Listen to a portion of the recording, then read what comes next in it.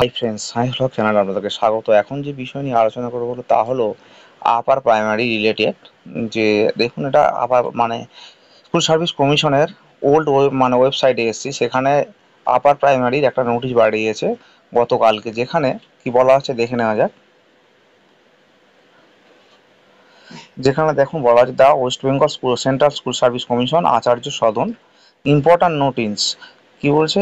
Important notice in C per W first SLST assistant teacher 2016 for upper primary level classes except 10% para teachers.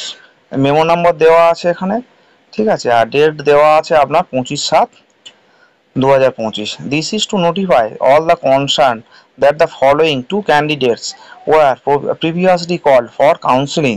মানে এটা হচ্ছে দুটো ক্যান্ডিডেটকে notify করা হচ্ছে, তারা হচ্ছে কাউন্সিলিংয়ের জন্য ডাকা হচ্ছে, but not allowed to participate due to some correction.